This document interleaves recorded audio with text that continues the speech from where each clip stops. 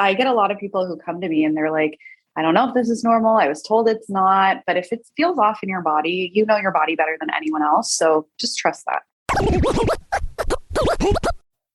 You're listening to Make Some Noise Podcast, episode number 490 with guest Dr. Saru Bala.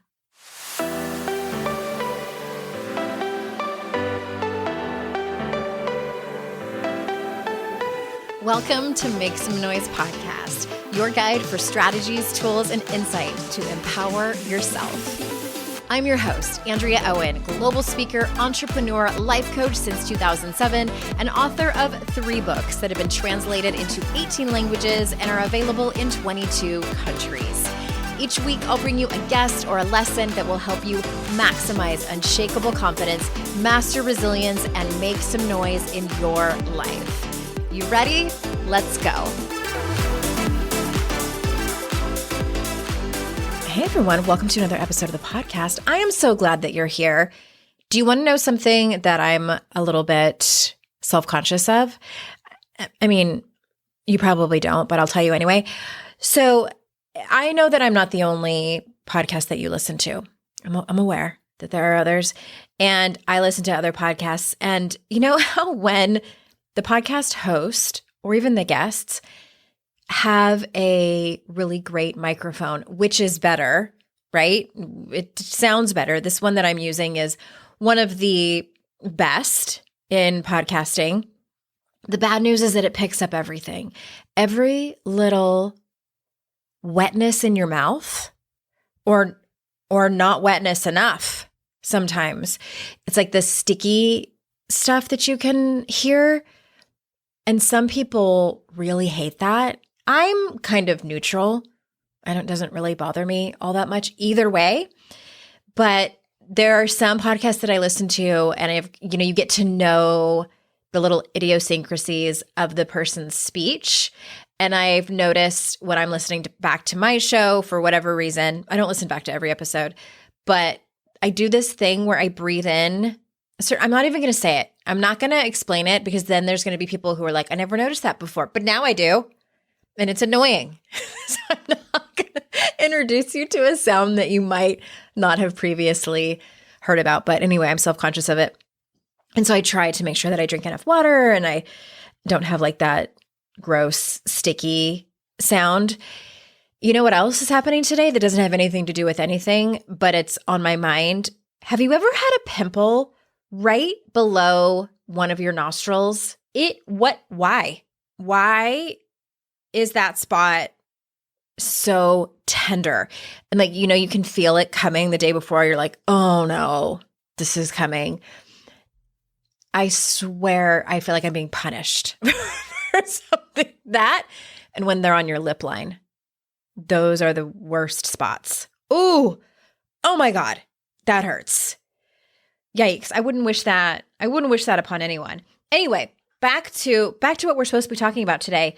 We're on women's health and we're talking about periods today. You know, what's funny is there's kind of this joke that I have where people ask, what do you talk about on your podcast? Or what do you talk about during your retreats? And I will say, we talk about our feelings and our periods. And I'm just kidding. We don't. We talk about our feelings. And actually at the last retreat that I hosted, we did talk about our periods because I told you guys my period was 2 months late. Yeah, that was happening. At any rate, now we are talking about our periods or lack thereof on today's episode because we're on women's health and I wanted to have someone on to talk about things like what's normal in terms of period pain.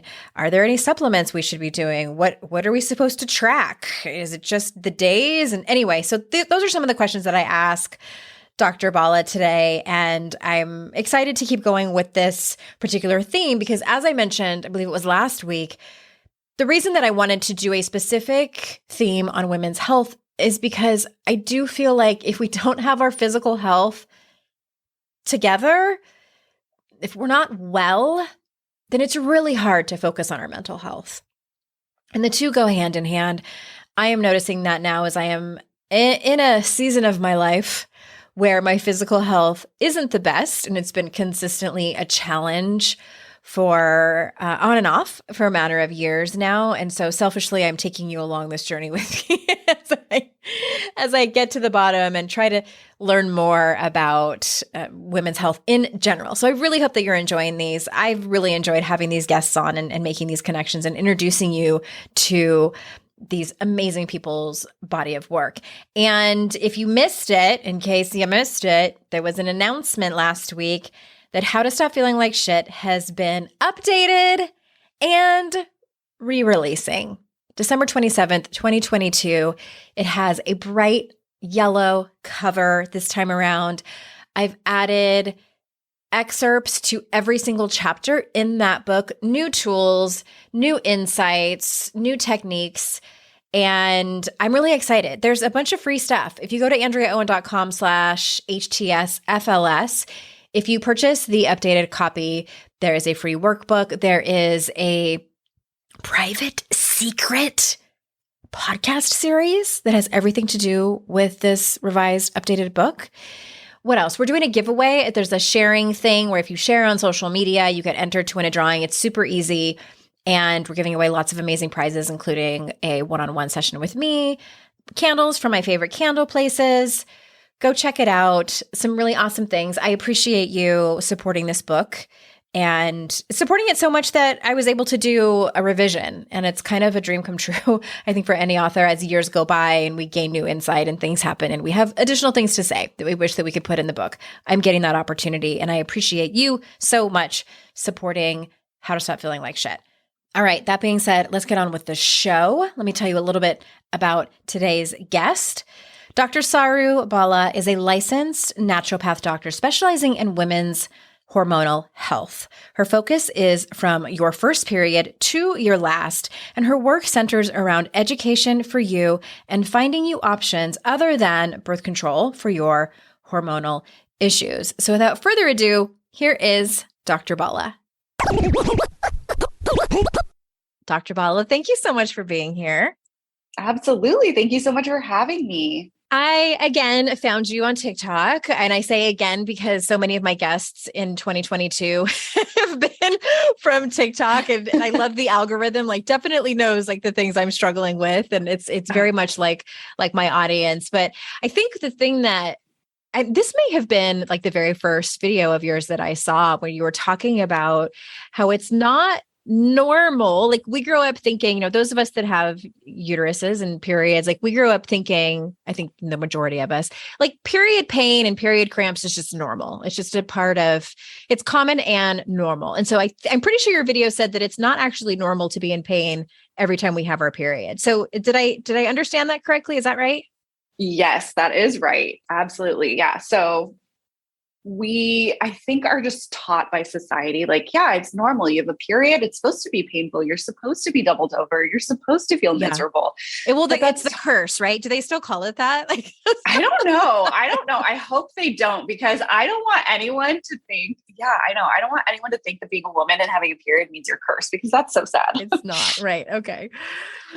But yeah, okay. So it's not like, what's the difference between just like mild cramping and then something that we should get checked out? So here's the way that I like to describe it to people. So if you are going to the gym and working out, and then you're a little bit sore the next day, you're not taking ibuprofen. You're not, calling out sick from work. You're not laying on the couch with a heating pad all over your muscles, right? I mean, maybe, but if you are, we probably need to talk about how hard you go at the gym, but that's probably not what you're doing. That's the level of soreness that is expected and normal for a period, right?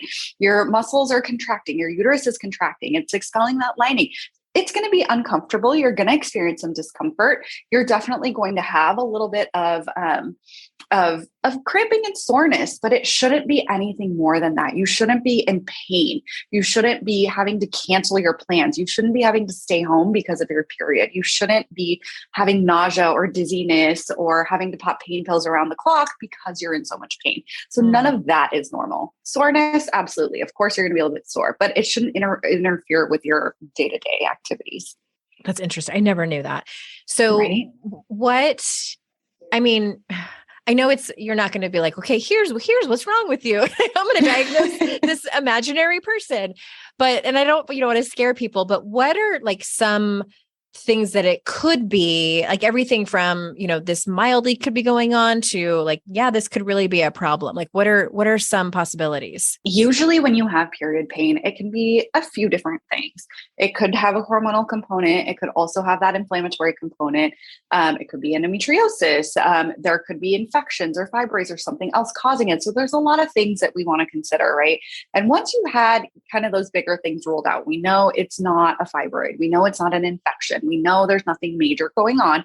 Then we like to think, okay, how are your inflammatory levels doing? What are your hormones doing? Especially with people who have endometriosis, we really want to look at overall inflammatory levels and estrogen levels, because estrogen is what is stimulating those endometrial lesions. So what we see is people who have endometriosis end up having a lot more pain when their estrogen levels are really high. But it's also an inflammatory condition. So overall inflammatory levels also make a really big difference. Those prostaglandins, which are these chemical-like hormones in our body, hormone-like chemicals in our body that are responsible for the smooth muscle contraction. And so that is what is causing your uterus to contract in the first place. And when we have too much of that, it's going to cause a lot more pain for some people. So that's where I like to say, okay, well, if everything else looks good, what are your hormones doing and how are your overall inflammatory levels? Okay. And so it was kind of a toss up in my head of whether or not I was going to ask you about this, but since you mentioned prostaglandins, because I learned about that when I Googled a couple of years ago, is period poop a thing? Because I just thought it was like a joke among my girlfriends, like, oh, yes. I have my period right now and I have period poop. It's the worst. Oh and God, so it's actually a thing and it's caused by prostaglandins. So is that another thing that's normal, like period poop, which kind of borders on diarrhea, but it's not diarrhea?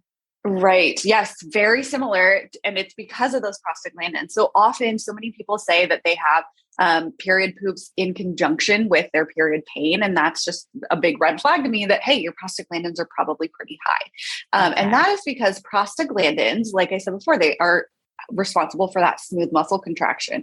Your uterus is a smooth muscle. And you know what else is a smooth muscle? Your colon.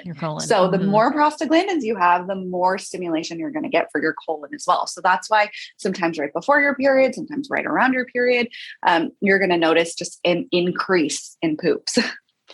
I am going to I'm going to send you a TikTok that actually went viral. Do you remember the TikTok sound that was going around where it was all, we're done, or like, you're done? It was that one. And I said something like, when the coffee and the period poops collide. And then I did a picture of like the large intestine with the face on it. And I guess a lot of people could relate. Yes. Oh my God. I cannot even imagine having to do coffee and have a period poop at the same time. I'm very sensitive to caffeine. And sometimes when I have too much of it and when it's a, first day of my period, my large intestine thinks that's hilarious. But anyway, enough about that. So, okay. So just so we're clear. So some period poop is normal just because of the presence of the extra prostaglandins. Is that fair? Yeah, okay. Exactly. Yep. Okay. So can we talk about bloating for a minute? Because is it similar to cramps where we can have like some bloating, but too much bloating could be a problem? Yes. So the reason that you get bloated right before your period starts is usually because of progesterone. And if your progesterone levels are really good, sometimes you're going to have more bloating. That's also why when you're pregnant, you just feel so uncomfortable and bloated and just like heavy and full. Yeah. Aside from, the baby being there, you're also just got so much progesterone, and that's also causing a lot of that bloating and constipation as well. So that hormone, unfortunately, is the one that is responsible for that. It's also fascinating to me because Midol is one of those over-the-counter things that feels so amazing because it hits all of these things that become problematic for people who are having their period. It helps with headaches, bloating, mood.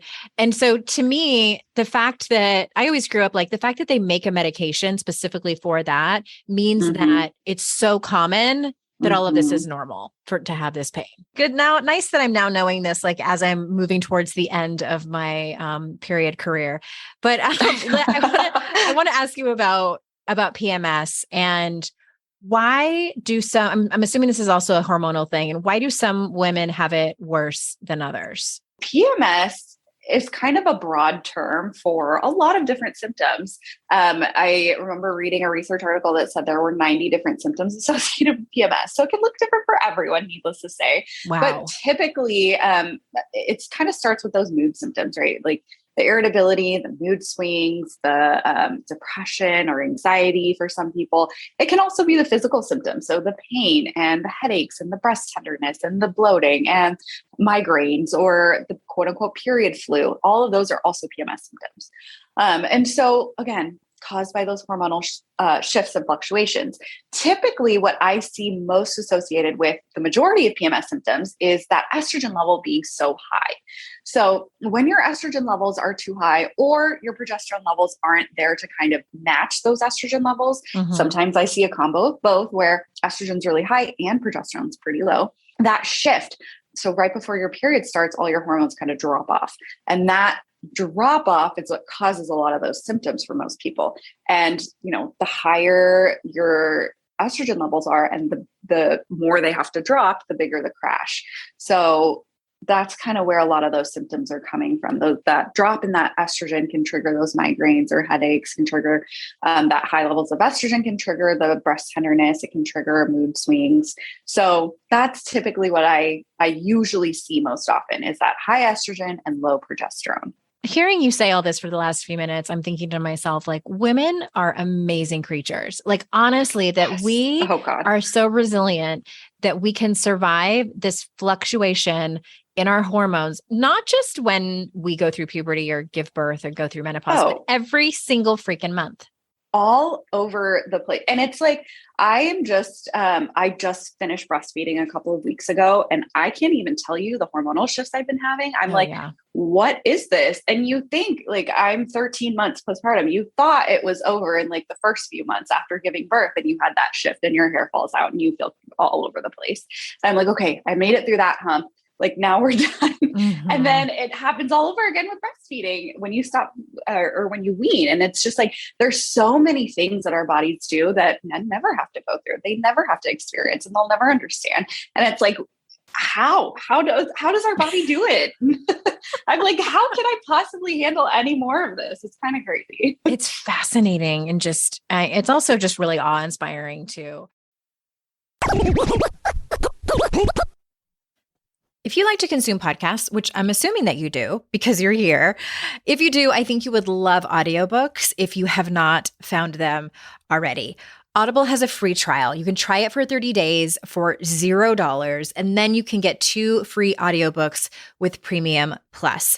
All 3 of my books are over there on Audible: 52 Ways to Live a Kick-Ass Life, How to Stop Feeling Like Shit, and Make Some Noise. Plus, most of the books I recommend here on this show and my guests' books are over there as well. After 30 days, you get 1 audiobook a month for $14.95 a month, and you receive 30% off the price of additional audiobook purchases, and you can cancel at any time. Easy peasy. Your books are yours to keep even if you cancel. Go to AndreaOwen.com/audible to sign up for your free trial. That's AndreaOwen.com/audible. So I've been talking to you about meal kits here on the show, and I want to tell you specifically why I love Freshly. First and foremost, they're not a meal kit.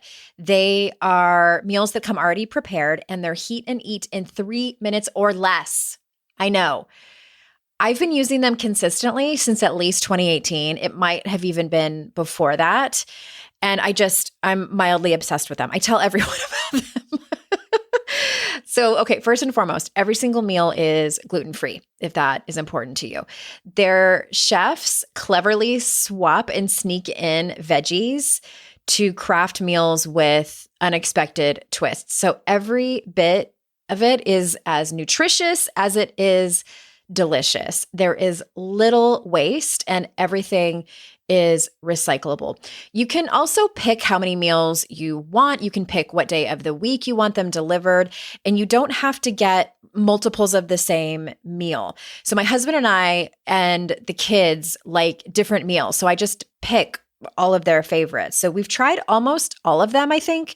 And my favorites are the buffalo chicken with cauliflower mashed potatoes, any of their risottos. I'm 100% obsessed with their steak peppercorn. My husband loves their K-Town pork and purple sticky rice and the chicken Livorno. Those are probably his favorites. My daughter loves the steak peppercorn, although she picks the peppercorns out because they're a little spicy for her. But and they do have vegetarian options too, if that's your thing. So if you head on over to AndreaOwen.com/freshly, you can get 30% off your first order.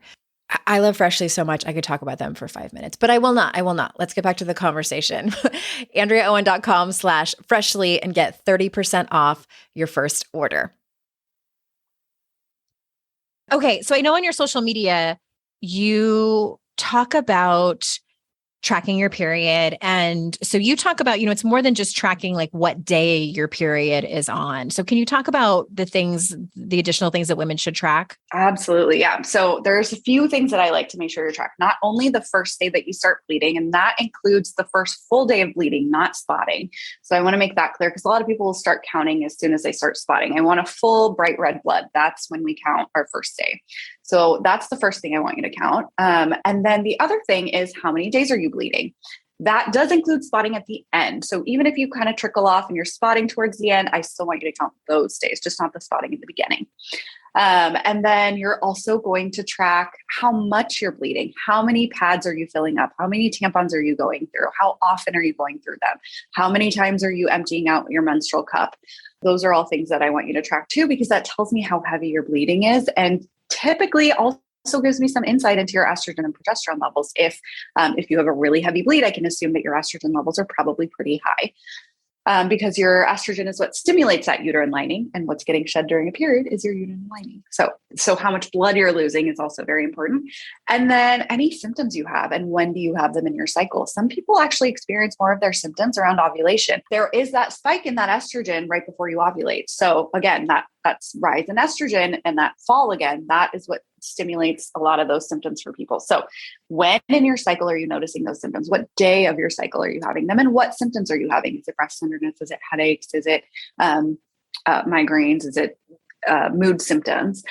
And then anything else associated with your period. Do you have blood clots, or do you have like really dark brown blood the whole time? Or is it bright red? Is it more pink? Like what color is your blood?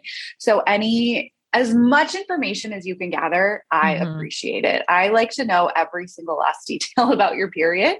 I want to feel like I'm there with you bleeding. So I really, really like to have as much information as possible, because it really gives me so much more insight into what's going on with your body. Interesting. Okay.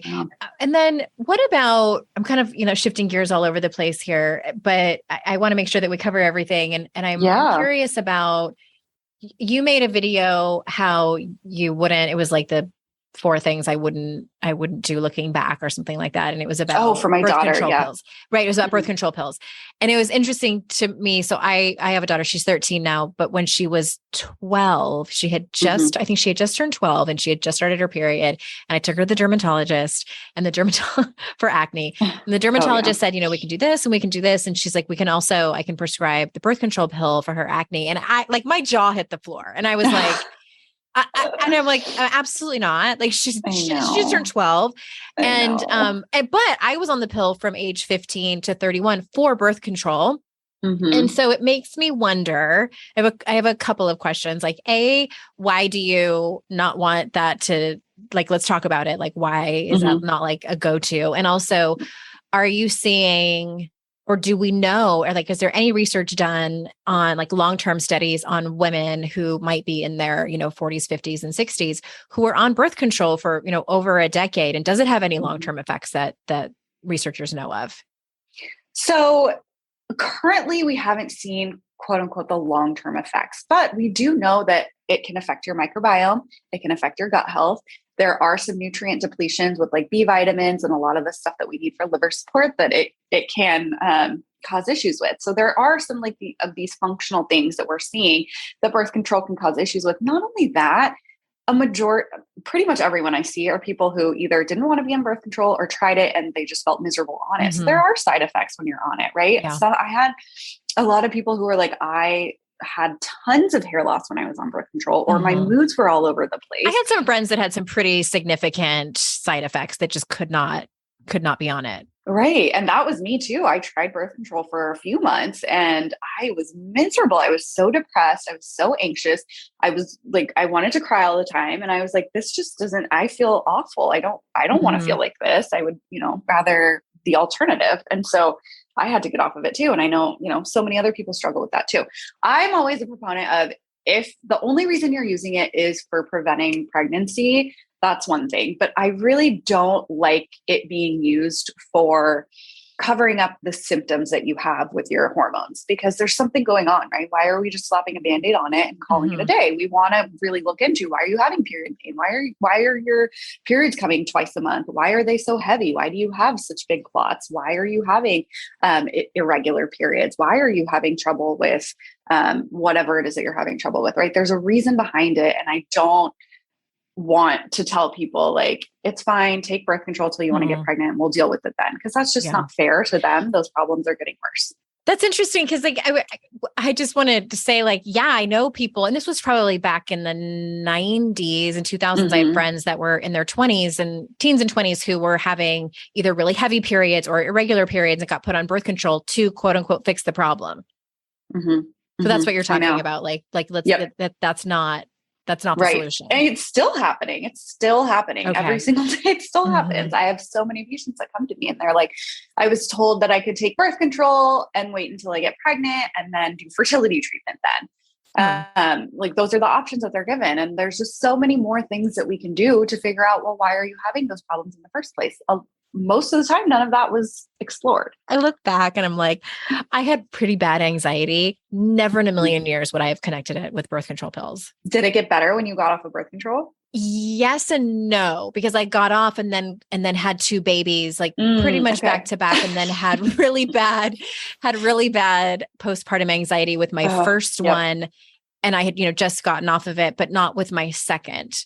So, and it's been a lot, like worlds better. And I just chalked it up to like, well, I'm in a much better relationship now. And like, I'm just more secure in my career, which those things are true. Yes. But I mean, there are a lot of variables, right? There are. So it's hard to say. But if you are on birth control and experiencing a lot of anxiety and you're like, is it in my head? Most often it probably isn't in your head, and it may totally be related to that. That's where I want to, make that clear to people. Cause I think a lot of people are like, well, it's not supposed to be causing these issues. Like, I think it's just me. And, a lot of times it might just be the birth control. Okay. Right. I know. I was actually thinking about this, as I have a 15-year-old son too. So now my children are teenagers, and I am probably going to have the conversation about birth control. And I thought to myself, like, and I don't think I have any good friends that have teenage girls. So I'm like, what are young women using these days for birth control? Like, is the birth control pill still kind of like the number one go-to? It seems to be that way. I think a lot of women are still scared to get the IUD because it can be a painful insertion. Yeah. I worked in a high school for a while in the health center when I was in med school, and it seemed like a lot of the kids,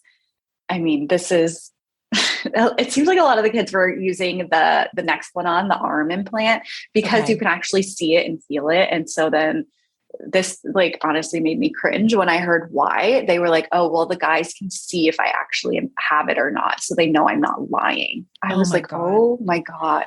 It was a very cringeworthy moment when I heard what's happening behind, in the teenage world. So it seems like that is kind of a popular one as well, but it seems like birth control is still kind of first line. That and like the shot, that's basically the same as birth control pill, right? Just given in another format. Very, very high doses. Yeah. I would say that probably is the one that has the most side effects for people because it's such a high dose all at once. Interesting. Okay. Fantastic. Anyway, moving on. I feel like, my gosh, the birth control pill came out what, in the 60s? Was it the 1960s? Yep. The 60s. Yep. It's been a minute. Like you would think. In a minute. You would think we'd have better options. You would think we would have had men's birth control by now. It's only been, like we could send people to the moon and back and all other planets, but We can't get men's birth control. Okay. Well, let's talk about supplements. So are there any supplements that you recommend that women should absolutely be on to have better menstrual cycle health? So period pain in particular, one that I have found across the board that everyone loves and works really well and is very like safe, effective, gentle is raspberry leaf tea. So if you haven't tried that one I think yet, I drank that when I was pregnant. Yes. Yep. A lot of people take it in their third trimester to help prepare for labor as well, because it's a uterine tonic. So it helps to strengthen and relax the uterine muscles. And so it can be really helpful to prepare for labor. It can also be really helpful for period pain. So I love using that one as a tool for pain. Sometimes even works for heavy bleeding, but for most often I use it for pain.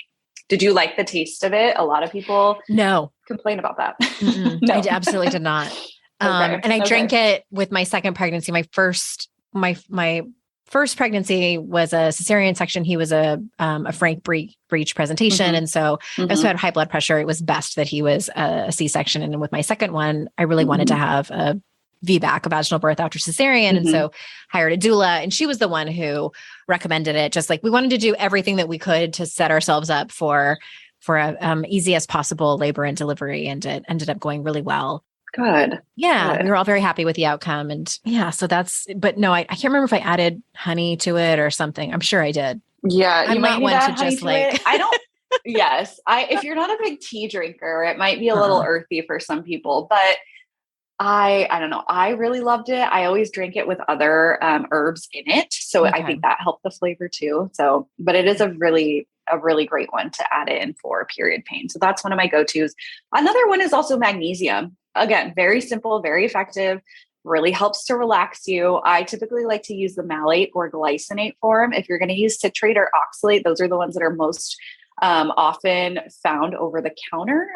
Those ones are they're not as well absorbed. So they sit in your gut, they pull all the water in, and it helps if you're constipated, but you're not going to get as much of the muscle relaxing properties of it. So if you're going to do it for the pain, I would say do it in the glycinate or the malate form. Okay. So what about when women start to reach their late 30s into their 40s, and maybe they're seeing some changes in their period or their skin, or when should one see a doctor, and like what kind of doctor should we see? I think there's a lot of confusion in that, and like what's normal. Cause like sometimes we hear, oh, you might skip a period here and there and like grow some face hair and like you're fine. Like it's just part of you might turn into a gargoyle. That's right. Like a little mustache. It's okay. It's okay.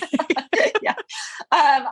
That's a good question, because I get a lot of people who are like just hitting 40 or like very early 40s. And they're like, yeah, I'm like going through menopause and perimenopause. I'm like, no, you're really, unless, and even that is still kind of rare. Like unless your mom also went through menopause at a very early age, it's really unlikely that you are going through menopause or even perimenopause in your early 40s. It's not until your late 40s that you should be experiencing those symptoms.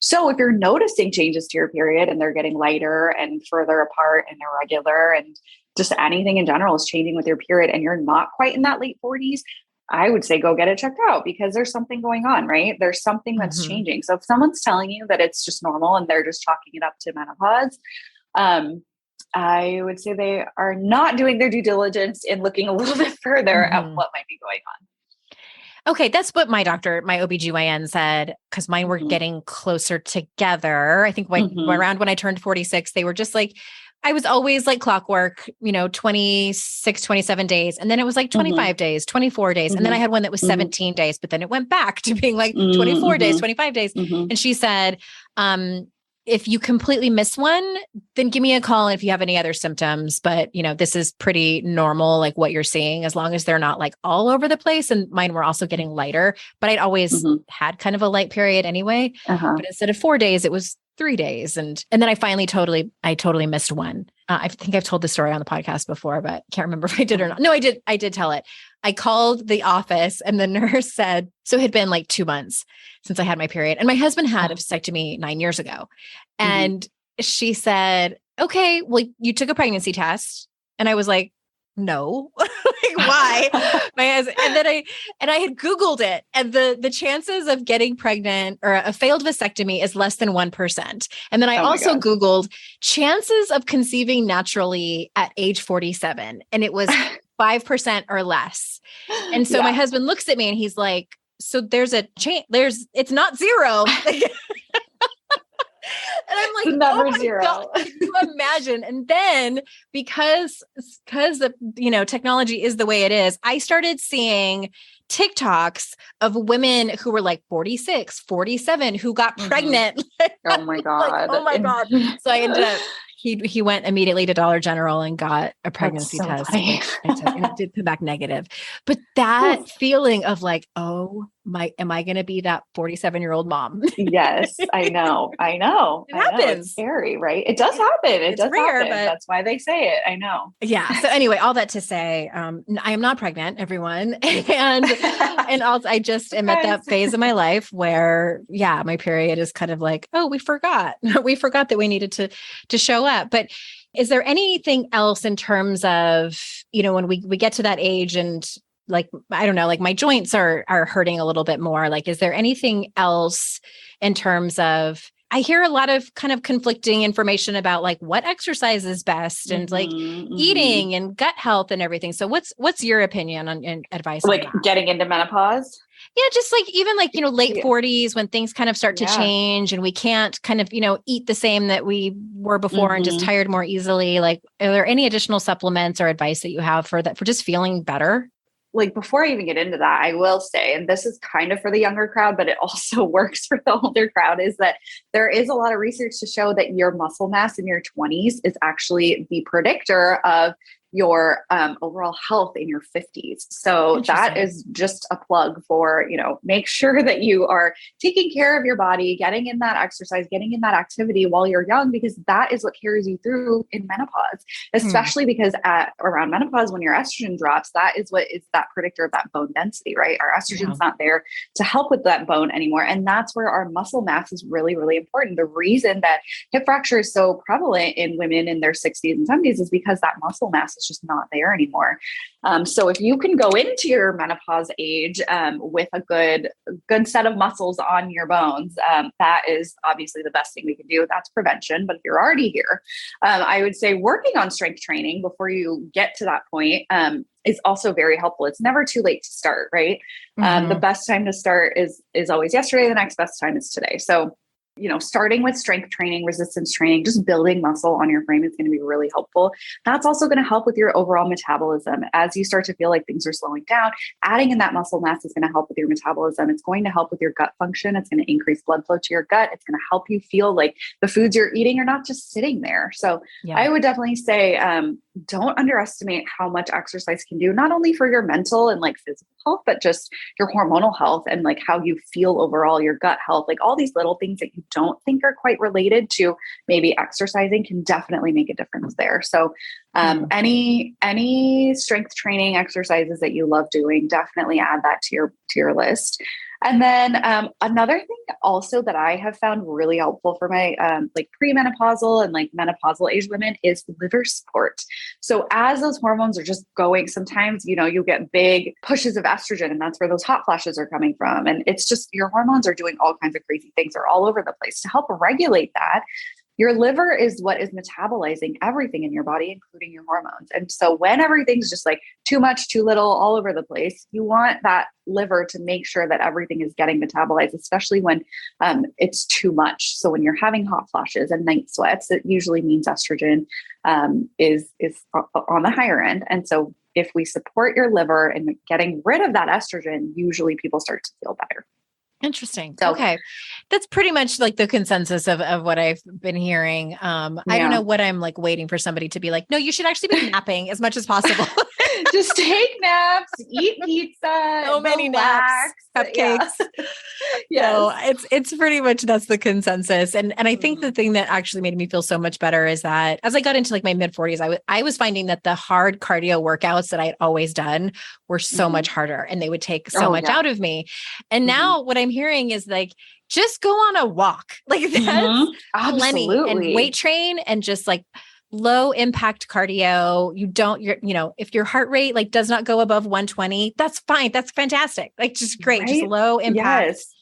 Yeah. And I'm Love like, I it. can Yep. do, I Low love impact. that. It's like the Golden Girls workout. Yes. I love it. I know. I saw on TikTok, they were calling them hot girl walks. I was like, Oh, yes, yeah. hot girl walks. Walking. Yeah. I used to think it was really boring, but that was when I could do a really hard workout and it was fine. Right. But now I'm I like, know. no, I get it. I get it now. Yeah. Now that I'm so much more tired, now that I have a daughter that I have to entertain, I'm like, let's go for a walk. It's great. Two birds, one stone. Be outside if you can and all of that good stuff. Well, thank you so much. I appreciate this. And I'm trying to get like a range of experts talking about women's hormone from different perspectives of, still being in the phase of life where we have a regular period, and we're talking to people who specialize in menopause. And I just appreciate your perspective and your time today. Is there anything you want to circle back to make sure that you say so you can feel complete before we close up? I feel like we touched on a lot of topics. So, just know that if something feels off in your body, like don't discredit that. Okay. I think I get a lot of people who come to me and they're like, I don't know if this is normal. I was told it's not, but if it feels off in your body, you know your body better than anyone else. So just trust that. Yes. I hear that. Just that's a whole nother conversation about trusting yourself and trusting your body. And I appreciate you so much. The link to your website is going to be in our show notes, Dr. Saru Bala, and then also your social media as well. And you're at Dr. Saru Bala on TikTok as well, right? And Instagram? Yep. Okay. Both TikTok and Instagram. Okay. I have found your videos, your social media so helpful. I love those like bite-sized nuggets of information. And thank you again so much for your time today. Absolutely. Thank you so much for having me. Yeah. And everyone listening, thank you so much for your time. I'm so grateful that you choose to spend your time with me and my guests. And remember, it's our life's journey to make ourselves better humans and our life's responsibility to make the world a better place. Bye for now. Hey, did you know there's free secret podcast episodes waiting for you that are not part of my regular podcast feed? Yes, AndreaOwen.com/free. And you just sign up. You get a link sent to you. It's very secret. It's like a secret club. We don't have a secret handshake. Don't worry about that. But it's these motivating podcast episodes that I made for you. They're under 20 minutes each. There's 3 of them. They're for wherever you are in your life. So head on over there and grab them. They range from really supporting you and seeing you where you are and being compassionate, all the way to giving you a giant kick in your ass and telling you how amazing and gorgeous and phenomenal you are. So AndreaOwen.com/free and get your hands on that free podcast feed.